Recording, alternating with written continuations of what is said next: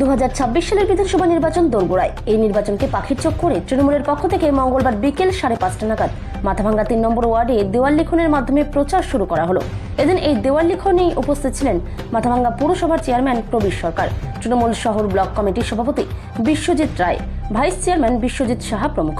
তৃণমূলের পক্ষ থেকে বলা হয়েছে, নির্বাচনকে সামনে রেখে বিভিন্ন এলাকায় দেওয়াল লিখন শুরু করেছে এবং মুখ্যমন্ত্রী মমতা বন্দ্যোপাধ্যায়ের উন্নয়নমূলক কর্মসূচি প্রচার করা হচ্ছে। মাথাভাঙ্গা থেকে উৎপল অধিকারী রিপোর্ট, বিগ নিউজ বাংলা।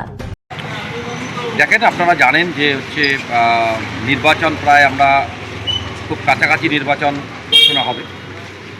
তো আমরা প্রায় 6 মাস ধরেই মানুষের পরিষেবা থেকে শুরু করে সমস্ত কিছু জোরদার শুরু করেছি। সারা বছরই যদিও আমাদের কাজ চলে। তো আপনারা জানেন যে যখন এসআইআর শুরু হলো তখন মানুষ একটু বিব্রত ছিল। তো অবশেষে ফাইনাল লিস্ট বের হবে।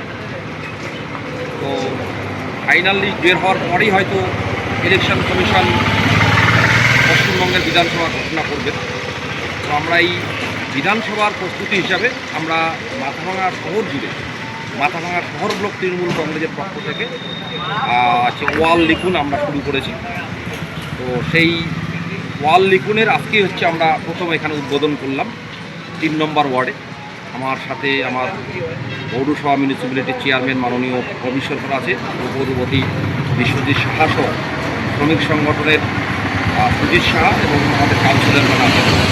আমরা ওয়াল লেখন শুরু করলাম এবং আমাদের নির্বাচন যবেই ঘোষণা হবে আমরা নির্বাচনের জন্য আমরা প্রস্তুত।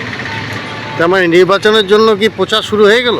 একদম শুরু মানে কি, আমরা শুরুর ব্যাপার নাই। আমরা নির্বাচন আসলে নির্বাচন শুধু প্রচার করি না, আমরা সারা বছর কাজটা করি। আমাদের কাছে নির্বাচনটা স্পেশাল কিছু নয়। বিজেপির কাছে এটা হতে পারে, কারণ বিজেপি তো সারা বছর বিজেপিকে খুঁজে পাওয়া যায় না।